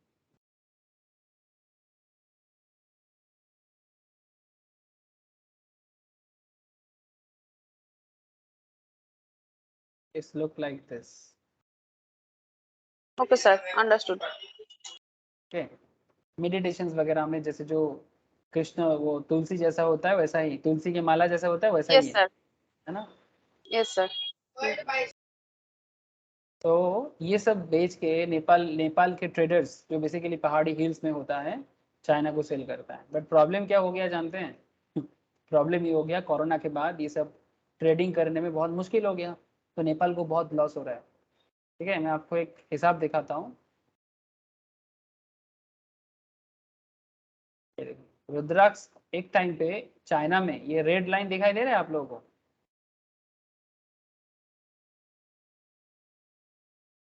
टू 2016 से 2022 में चाइना को इतना वैल्यू का, मतलब इसको अगर वैल्यू किया जाए 8 करोड़ नेपाली रुपीस का एक्सपोर्ट किया था। लेकिन ये धीरे धीरे कम इसलिए हो गया कोरोना के कारण। लेकिन अभी न्यू मार्केट क्या है नेपाली बिजनेसमैन के लिए? इंडिया का मार्केट तो हमेशा एक स्टेबल है, आप देख सकते हो जो ब्लू लाइन है। इंडियन मार्केट अपने जगह में स्टेबल है, बट रिसेंट मार्केट बना गया है यूएसए, यूनाइटेड स्टेट्स। क्यों? बिकॉज यूएस में लोग क्या कर रहे हैं जानते हो? सब छोड़ छाड़ के हिंदुइज्म में कन्वर्ट हो रहा है, सब कृष्ण भगवान और शिव भगवान का पूजा में लगा है। इसीलिए वहां पर रुद्राक्ष ये सब चीजों का इतना डिमांड बढ़ गया है।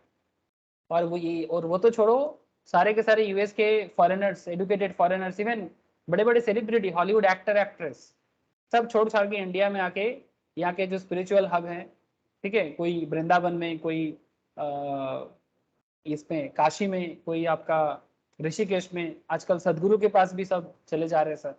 वहाँ पर सदगुरु जो आप लोग शायद जानते हो, जो सेफ सॉइल का मूवमेंट चला रहे हैं।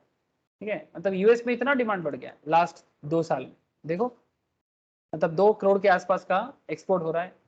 तो ये न्यू मार्केट बना है, बट चाइना मार्केट में इसका ज्यादा था नेपालीज के लिए, वो मार्केट इनका थोड़ा सा प्रॉब्लम हुआ है। तो उसी का एक एस्टिमेशन मैं इसका देख रहा था। ठीक है, तो इसीलिए मैं आपको सोचा कि आपको भी बता दूं। कैसे लगा सर? हाँ, रुद्राक्ष का और इसका कॉन्सेप्ट, कॉन्सेप्ट नहीं रियल कॉन्सेप्ट बताया जो होता है। कुछ समझ में आया कि नहीं आया, इतना बताओ। Yes sir. हर चीज का यूटिलिटी है। इकोनॉमिक्स हर जगह में है, ठीक है, स्पिरिचुअलिटी से लेके मतलब नशा का चीज तक, हार्मफुल चीज तक, हर जगह में आपको यूटिलिटी जरूर दिखाई देगा। अब मार्जिनल यूटिलिटी का एनालिसिस देखो सर। मार्जिनल यूटिलिटी को अगर आपको समझना है, अब व्हाट इज मार्जिनल यूटिलिटी आपके मन में जरूर हो सकता है सर, यूटिलिटी समझ गए बट मार्जिनल यूटिलिटी क्या है? Sir, marginal utility theory formulated by Alfred Mercer, the famous British economist, seeks to explain how a consumer chooses to spend his income on different goods and services so as to maximize his utility. Marginal utility theory treats consumer as striving to maximize utility, which is quantitative measures of the consumer's well-being or satisfaction. मतलब एक consumer को किसी भी चीज को use करके, चाहे वो रुद्राक्ष हो, चाहे वो सिगरेट हो, चाहे वो दारू हो, चाहे वो बोधिचित्ता सीड्स हो, व्हाटएवर, जो भी आपको ठीक लगे, बेसिक खाना हो, बेसिक कपड़ा हो, उसका सेटिस्फैक्शन लेवल आए। According to Alfred Marshall, utility is the numerical score in terms of utils. Utility के हिसाब से वो एक न्यूमेरिकल स्कोर है, मतलब नंबर दे सकते हो, representing the satisfaction that a consumer obtain from consumption of a particular good. मतलब कितना खाया, कितना पिया, कितना नंबर्स, ठीक है, 1 kilo, 2 kilo, 4 kilo, 5 kilo, 10 kilo, numerical scores होता है। उसके ऊपर बेस करके सेटिस्फैक्शन जनरेट होता है। किसमें? अल्फ्रेड मर्सेल के हिसाब से मार्जिनल यूटिलिटी पे। Utility refers to the hypothetical measures of unit of utility. मैं समझाता हूँ आपको, अभी यूटिलिटी का क्वेश्चंस भी समझाऊंगा और ग्राफिकल प्रेजेंटेशन भी दूंगा। से फॉर एग्जांपल, आपको एक सिंपल एग्जांपल से ही मुझे समझाना पड़ेगा, उसके बाद आप किसी भी एग्जांपल के थ्रू से समझ सकते हो। पहले मैं सिंपल एग्जांपल दूंगा। सर, टोटल यूटिलिटी, यहाँ पर 3 कॉन्सेप्ट है यूटिलिटी का। मार्जिनल यूटिलिटी को समझने के लिए आपको 3 यूटिलिटी समझना पड़ेगा, टोटल, मार्जिनल, ठीक है, मेनली 2, ठीक है, एक हो गया टोटल और एक हो गया मार्जिनल। अब पहले तो ये समझ लो sir, what is total utility. Sir, आपको मैं थ्रस्ट के बारे में बताया था,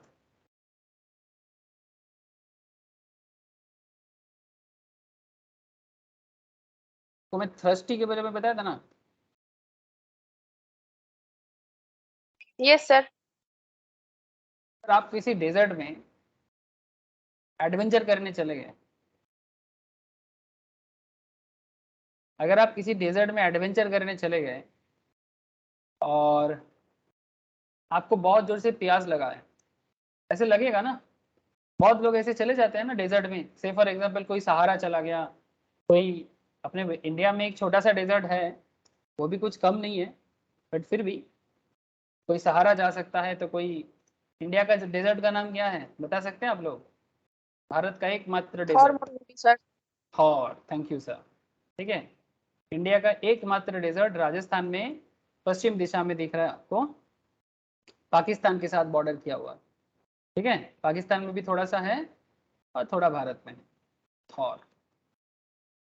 लेकिन दुनिया का जो बड़ा बड़ा डेजर्ट्स है उसमें मैक्सिमम अफ्रीका में है सर, और सबसे बड़ा ही नहीं भयंकर भी, हाँ सहारा, नाम तो सुने होंगे आप लोग। Yes sir. है ना, देखिए अगर आप ऐसे सहारा चले गए, है ना, सहारा में चले गए ওটা और फिर वहां বিশ্বের से, সবচেয়ে বড়। हाँ बहुत बड़ा भी है और बहुत भयंकर भी है, इट्स रियली डेंजरस। पश्चिम सहारा देख रहे हैं साहब, पानी तो दूर दूर तक प्रॉपरली दिखता नहीं है, रियली डेंजरस एरिया। ठीक है, पानी भी खारा होता है, जितना मिलता है वो भी पीने लायक नहीं मिलता। ठीक है, पीने लायक पानी नहीं मिलता सर। ठीक है, तो बहुत ही मुश्किल का एरिया है। ठीक है, जब आप लोग सहारा जाएंगे अगर कभी, तो देख लीजिएगा वहाँ जाके। मेरा यहाँ पर एग्जाम्पल कुछ अलग है। ठीक है, मैं आप लोगों को ये कहना चाहता हूँ कि आपको अगर कोई डेजर्ट में छोड़ दिया और आप एक गिलास पानी के लिए या एक बॉटल पानी के लिए तरसते हो, ऐसे हालत में इकोनॉमिकल बेनिफिट के हिसाब से बोल रहा हूँ, से फॉर एग्जांपल मैं वहाँ पर पानी सेलर हूँ, ठीक है, और आप इस तरह से एडवेंचर के लिए वहाँ पर चले गए और ये पानी का बॉटल मैंने आपको सेल किया। आप मुझे इतना बताओ कि इस एक बॉटल पानी के लिए मैं आपसे जितना चाहूंगा उतना देने के लिए रेडी रहोगे? आप रीच हो, इतना समझ के चलिए, एडवेंचर करने निकले आप रीच हो, आपके पास 2-4 करोड़ है पॉकेट में। ठीक है, अगर मैं इस बॉटल के लिए अगर मैं आपसे बोलूं कि 1 लाख रुपए देने के लिए, क्या आप दोगे? Yes sir. No sir. हाँ नहीं, बार्गेन करने का जगह तो नहीं है आपके पास, बिकॉज डेजर्ट में तो पानी मिलता नहीं है, आप फंस गए वेसिस में, मतलब बेसिकली वेसिस आपको नहीं मिल रहा है, तो आप 2-4 करोड़ के मालिक हैं, आप जीने के लिए एक गिलास पानी के लिए, एक बोतल पानी के लिए 1 लाख देंगे ना? आप जरूर देंगे, नहीं तो मर जाएंगे, तो आप डिहाइड्रेशन में मर जाएंगे, देना पड़ेगा। ठीक है, आप समझ रहे हैं मिसेस आनंद जी, बिकॉज वहां पर और पानी यस है सर। नहीं, तो आपको देना पड़ेगा, नहीं तो आप मर जाओगे। तो मैं भी उसका फायदा लेके, लोकल हूँ मैं वहाँ का, मैं भी उसका फायदा लेके आपको 1 लाख में एक बॉटल पानी बेच दिया।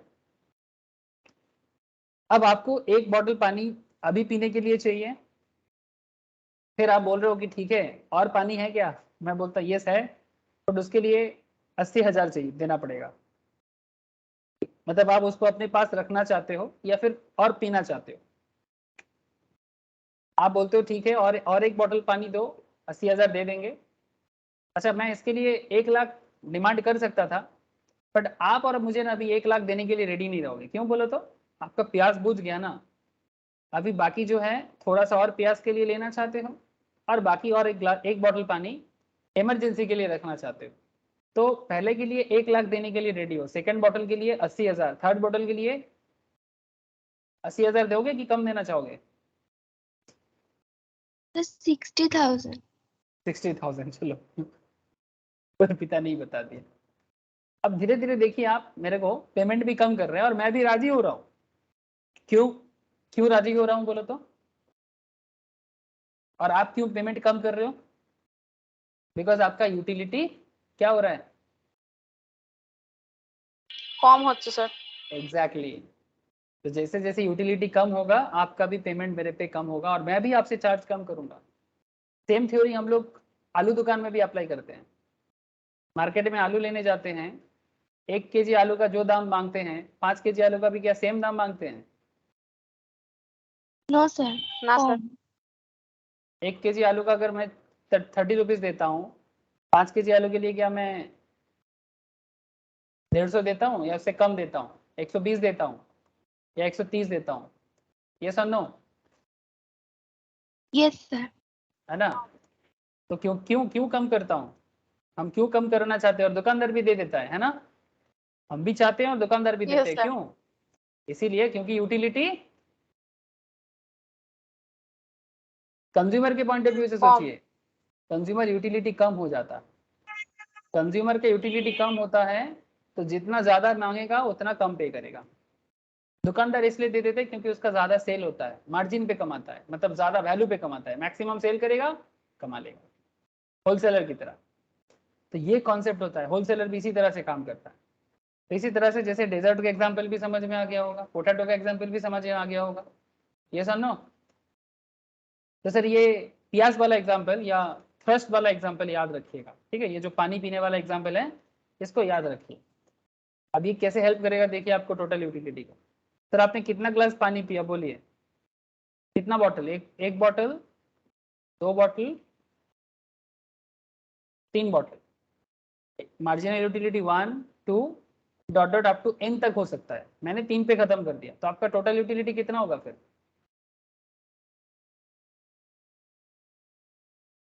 टोटल यूटिलिटी कितना मानेंगे? 3 बॉटल पानी, यस और no? Yes sir. Yes sir. यही है टोटल। टोटल का मतलब है जितना टोटल यूटिलिटी रहेगा वही आपका टोटल बना रहेगा। तो सर मार्जिनल क्या है? सर मार्जिन जोड़ जोड़ के टोटल होता है, मार्जिन जोड़ जोड़ के टोटल होता है। तो मार्जिन क्या बन जाएगा? 1, मार्जिन बन जाएगा 1। समझ रहे सर? इसको ऐसे भी बोला जाता है, मार्जिनल का मतलब होता है बूंद, और बूंद बूंद में, बूंद बूंद में क्या होता है? सागर, है ना? सागर। बंगाली में हम लोग क्या बोलते हैं? बिंदु बिंदु ते सिंधु। ठीक है, वही है, बिंदु बिंदु ते सिंधु, बूंद बूंद में सागर। तो मार्जिनल यूटिलिटी हो जाता है वो बूंद, 1 बूंद, 2 बूंद, ठीक है, 3 बूंद, 4 बूंद। तो 3 बूंद मेरा हो गया, और 3 बूंद आपका क्या हो जाएगा सर? Total utility. और 1 बूंद क्या हो जाएगा? Marginal utility.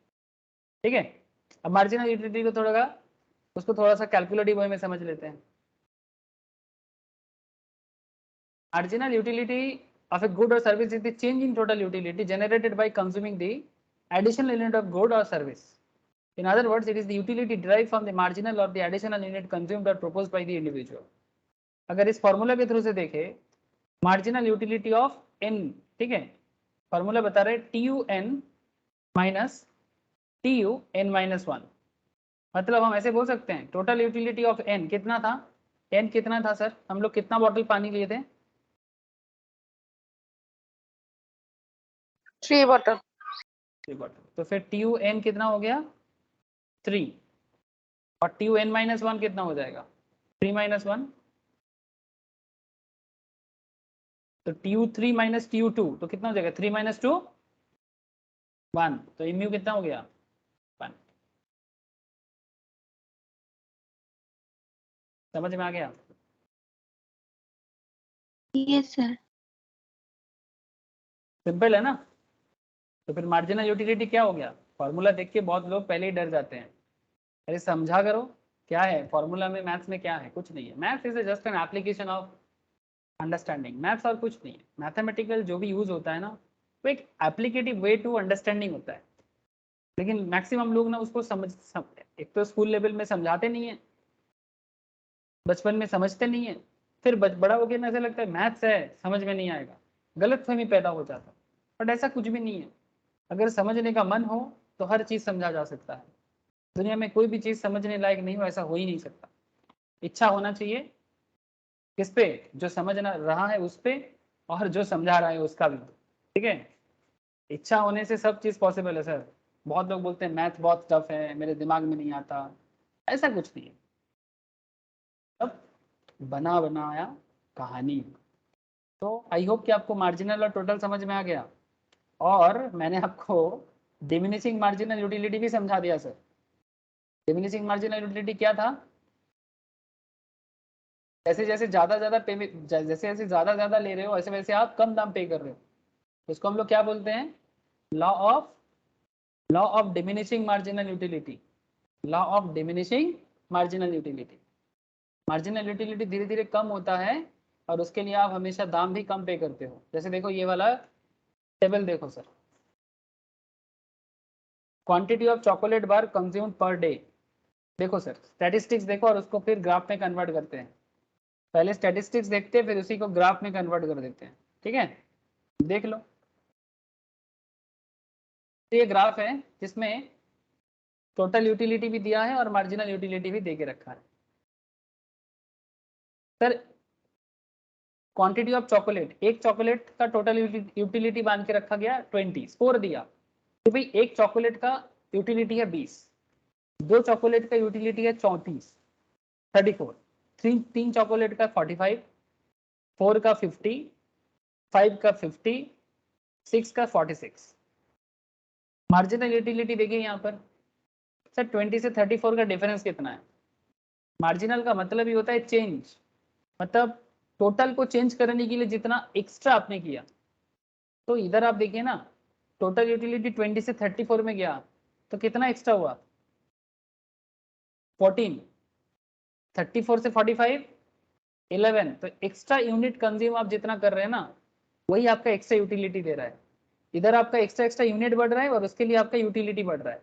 तो जिसके कारण यूटिलिटी बढ़ रहा है वही आपका मार्जिनल यूटिलिटी, ठीक है? बूंद बूंद जोड़ के टोटल बन रहा है। लेकिन यूटिलिटी पहले देखो सर 20 से 34 हुआ, फिर 45, फिर 50, फिर 50, उसके बाद देखो यूटिलिटी कम हो गया, टोटल यूटिलिटी गिर गया। और मार्जिनल यूटिलिटी देखो 20, पहले 20 था, फिर 14, फिर 11, उसके बाद 5 हो गया, फिर 0 हो गया, 50-50 रह गया ना, और फिर माइनस पे चला गया। सर पहले मुझे बताओ स्टैटिस्टिक्स यहाँ पर समझ में आएगी नहीं, फिर मैं आपको इसको रियल लाइफ में समझाता हूँ। Yes sir. Yes sir. अब स्टैटिस्टिक्स समझ में आया ना, तब रियल लाइफ में समझो।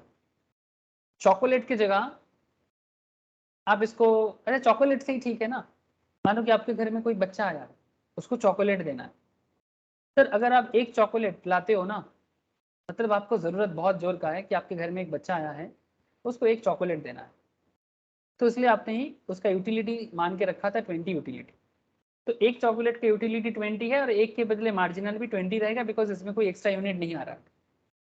टोटल भी जितना है मार्जिनल भी उतना है। जैसे आपने यूनिट को बढ़ाया, आपने सोचा कि ठीक है एक नहीं 2 चॉकलेट दे देंगे, ठीक है? कोई आपका रिलेटिव का बच्चा आ रहा है तो 2 चॉकलेट दे देंगे।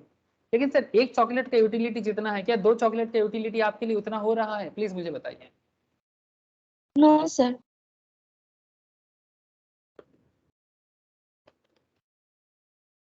जरूरत को यहाँ पर नंबरिंग किया जा रहा है न्यूमेरिकल वे में। कौन बोला? मार्शल ने बोला कि जरूरत को नंबरिंग देते हैं, नंबर के हिसाब से जरूरत को समझते हैं। ऐसे इसको अगर चॉकलेट से हटके थोड़ा सा किसी और में समझा जाए, सर 1 किलो चिकन या 1 किलो आलू, घर पे रिलेटिव आता है तो 1 किलो आलू लाने से काम हो जाएगा। लेकिन फिर भी आप सोच रहे हो कि ठीक है एक काम करते हैं 2 किलो ले लेते हैं, तो 1 किलो आलू जितना जरूरी है 2 किलो आलू भी क्या उतना जरूरी है आपके लिए? No sir. 1 किलो आलू लाएंगे तो घर पे आज खाना बन जाएगा, 2 किलो लाएंगे तो कल सुबह का भी हो जाएगा। कौन सा ज्यादा जरूरी है, आज का या कल सुबह का? सर आज। तो आज का यूटिलिटी ज्यादा है, कल का यूटिलिटी कम है, इसीलिए देखो यूटिलिटी का मार्जिन जो है वो कम हो गया। पहले के लिए यूटिलिटी 20 था तो सेकंड के लिए यूटिलिटी 14 हो गया, टोटल बढ़ गया है ना, बिकॉज आलू भी तो आपका, आलू या चॉकलेट तो भी यूनिट में बढ़ा ना। 3 किलो भी लेते हो चॉकलेट की जगह, अगर आप इसको पोटैटो भी समझो तो भी वैसा ही समझ सकते हो सर। 3 किलो भी आपका यूनिट बढ़ रहा है, यूटिलिटी बढ़ रहा है, लेकिन देखो मार्जिनल देखो कम हो रहा है 34 से 45। फिर देखो 50, मतलब और आपका मार्जिनल यूटिलिटी कम हो रहा है। फिर 50 में ही रह गए सर, और नहीं चाहिए। 5 किलो आलू या 5 चॉकलेट लेने के बाद आपको और यूटिलिटी का इच्छा नहीं है, भाई और नहीं चाहिए, ऐसा होता है ना, 5 किलो बहुत है और मत दो, या 5 चॉकलेट बहुत है और मत दो, ऐसा बोलते कि नहीं बोलते रियल लाइफ में? Yes yes sir. बस वही हुआ, जैसे आपका यूटिलिटी जीरो हो जाता है ना, मार्जिनल यूटिलिटी जैसे जीरो, आपका टोटल यूटिलिटी थम जाएगा। इसके बाद अगर आपको कोई दे भी देता है ना मार्केट में, तो आपके लिए लॉस है, मतलब वो लेना जरूरत ही था नहीं। वो लाओगे तो क्या होगा, सड़ जाएगा। अगर चॉकलेट है तो गल जाएगा, फ्रिज में जगह नहीं होगा। आलू है तो सड़ जाएगा, खा नहीं पाओगे। मतलब एक्स्ट्रा यूनिट अगर ले भी लेते हो तो वो नेगेटिव है, मतलब वो यूटिलिटी को भी फुलफिल नहीं कर पाएगा, टोटल यूटिलिटी लेस हो जाएगा। कुछ भी है लॉस हो जाएगा। ऐसा होता है हमारे घर पे, एक्स्ट्रा चीज लाते हैं तो खराब होके फेंकना पड़ता है। यस और नो? Yes, sir. यस। वही चीज है यहाँ पर। और एक्स्ट्रा चीज अगर जरूरत से ज्यादा चीज कुछ भी यूटिलिटी को कम करेगा, और मार्जिनल यूटिलिटी तब क्या हो जाएगा, नेगेटिव में चला जाएगा। क्लियर है बात? Yes, sir. मतलब जैसे ही टोटल यूटिलिटी नीचे आएगा, मतलब ऐसे दोनों एंगल से बोला जा सकता है। मार्जिनल यूटिलिटी जीरो मतलब टोटल यूटिलिटी कांस्टेंट, मतलब मैक्सिमम, ठीक है। और मार्जिनल यूटिलिटी नेगेटिव मतलब टोटल यूटिलिटी गिर जाएगा। अब इसी को अगर हम लोग ग्राफिकल पर्सपेक्टिव से देखें तो इसी स्टैट को ग्राफ में प्लॉट कर देते हैं।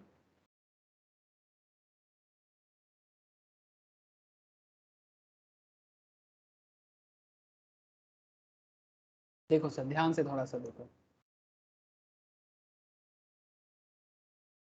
सर, ये रहा हमारा graph, x axis and y axis, x Y.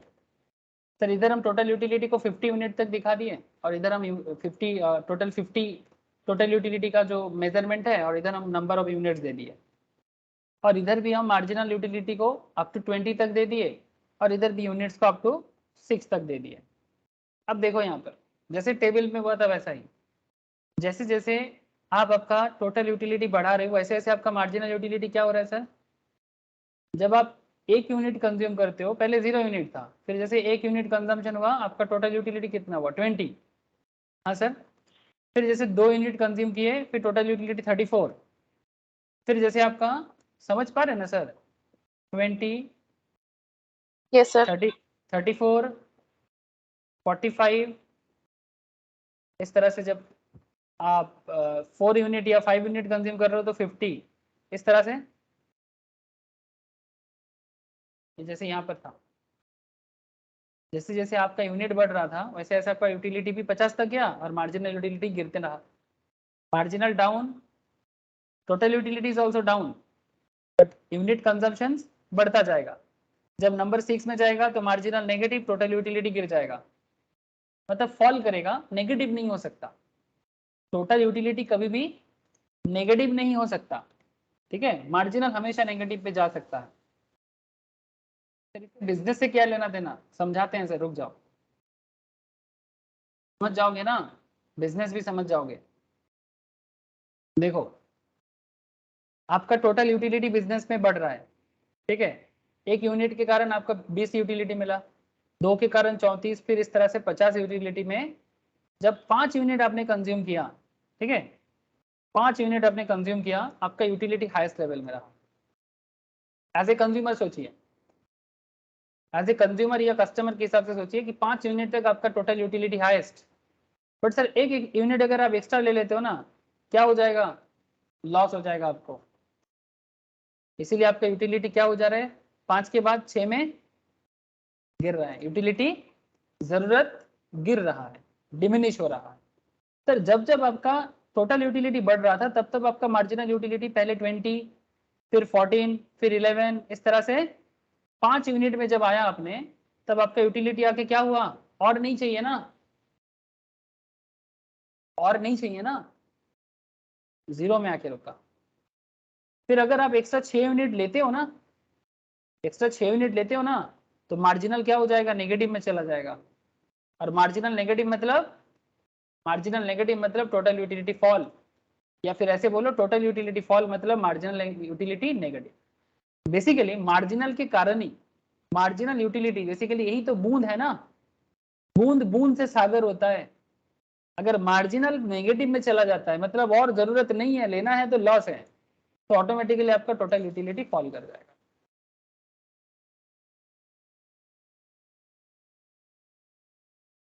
बोलो सर, बात समझ में आया? मतलब एज ए Yes. कस्टमर आपको कौन सा चीज कितना लेना चाहिए, ये आपको इकोनॉमिक्स में कंज्यूमर बिहेवियर ही समझाता है। सेम कॉन्सेप्ट जब हम लोग प्रोडक्शन चैप्टर अगर आप पढ़ोगे, ठीक है, जब लाइव करोगे लाइव में देख लेना, और अगर आपने रिकॉर्डिंग से कर रहे हो घर पे तो आप वहां पर भी देखना थ्योरी ऑफ प्रोडक्शन में, वहां पर टोटल यूटिलिटी जगह टोटल प्रोडक्शन मिलेगा, मार्जिनल यूटिलिटी की जगह मार्जिनल प्रोडक्शन मिलेगा, ठीक है, और वहां पर एक एवरेज प्रोडक्शन का भी कॉन्सेप्ट आता है, सेम कॉन्सेप्ट में समझाया गया है। मतलब एक्चुअली ये चीज समझो सर, कंज्यूमर की यूटिलिटी के भी डिपेंड करता है ना दुकानदार का प्रोडक्शन, यस और नो? कंज्यूमर का जरूरत जितना है उसी के बेसिस में दुकानदार प्रोड्यूस करेगा, हाँ या ना? Yes, sir. है ना? अगर मार्केट में जरूरत नहीं है लोगों का तो दुकानदार इतना प्रोडक्शन करेगा नहीं। तो जब आप लोग प्रोडक्शन चैप्टर पढ़ोगे तो आपको समझ में और आ जाएगा कि यूटिलिटी कितना इंपॉर्टेंट है, मतलब बिजनेसमैन के लिए समझना। मार्केट में अगर लोगों का जरूरत जिस चीज का नहीं है ना, वो चीज प्रोड्यूस करना मतलब लॉस खाना। इसलिए कंज्यूमर बिहेवियर को रीड करके बिजनेस करना चाहिए, ठीक है? आई होप कि आपको डीएमयू समझ में आया। Yes. समझ স্যার में आया এমনিও ना? তাহলে এনটা কি জন্য স্যার, এন এর ফুল ফর্মটা? मैंने नंबर ऑफ यूनिट्स के बोझा है, ये okay N sir. You N N মানে নাম্বার অফ ইউনিটস, ঠিক আছে? এন पर নাম্বারকে বোঝাবার জন্য এনটা ইউজ করা হয়, আর কিছু না। মানে ইউটিলিটি অফ এন নাম্বারস, কতগুলো নাম্বারের ইউনিটস আছে সেটাকে বোঝাবার জন্য এনটা ইউজ মানে করা। যেমন আমরা গ্রাম পিস এরকম ইউজ করি ওরকম? হ্যাঁ হ্যাঁ এক্স্যাক্টলি, যেমন ধরুন এখানে ইউটিলিটি তো ঠিক আছে কিন্তু কতটা, কোয়ান্টিটিটা কি হবে, ঠিক আছে? যেমন আমি আপনাকে বললাম এক্ষুনি, কি বললাম, টোটাল ইউটিলিটি ধরুন আমার টোটাল ইউটিলিটি কত বললাম 50, ঠিক আছে? তাহলে টোটাল ইউটিলিটি থেকে এখানে 50 থেকে 1 বাদ দিলাম 49, তাহলে মার্জিনাল ইউটিলিটি কত হবে? 1 হয়ে যাবে, ঠিক আছে? এরকম নাম্বারটা বোঝাবার জন্য এনটা ইউজ করা, nth ইউনিট, এই এখানে লেখাই আছে nth ইউনিট, ঠিক আছে? तो यही হচ্ছে मार्जिनल यूटिलिटी का स्टोरी, ठीक है? ये हो रहा है मार्जिनल यूटिलिटी का स्टोरी। अगर आपको मार्जिनल यूटिलिटी का स्टोरी समझ में आया, ग्राफ भी समझ में आया, इन आवर नेक्स्ट लेक्चर्स मैं आपको बताऊंगा मार्जिनल यूटिलिटी का कुछ लिमिटेशन एंड मतलब एक्सेप्शंस, और साथ साथ में मैं आपको कंज्यूमर सरप्लस और आपको बजट, कंज्यूमर बजट के बारे में डिस्कशंस, ठीक है, इंडिफरेंस कार्व एनालिसिस, इस तरह के अप्रोच के साथ मैं नेक्स्ट क्लास में चर्चा रखूंगा। अगर किसी को जल्दी है एग्जाम के लिए, ये सारा लेक्चर्स मैंने रिकॉर्डिंग के तौर पे, जिनका एग्जाम नज़दीक है, जुलाई का एग्जाम है, उनके लिए मैं ऑलरेडी रिकॉर्डेड बैकअप शेयर कर चुका हूँ। आप बस वहाँ जाइए, प्रोडक्शन में जाइए, यूटिलिटी में जाइए, एक एक करके आपको सारा लेक्चर्स मिल जाएगा। जिनको जल्दी नहीं है अभी लाइव क्लास करना है वो लाइव क्लास करते रहे, आपको सारा टॉपिक धीरे धीरे समझ में आता रहेगा, ठीक है? आज इतना ही है, कोई क्वेश्चन है तो कीजिए, अदरवाइज टाटा। স্যার একটা চ্যাপ্টার আছে আমার ওই 1 মিনিট স্যার, হচ্ছে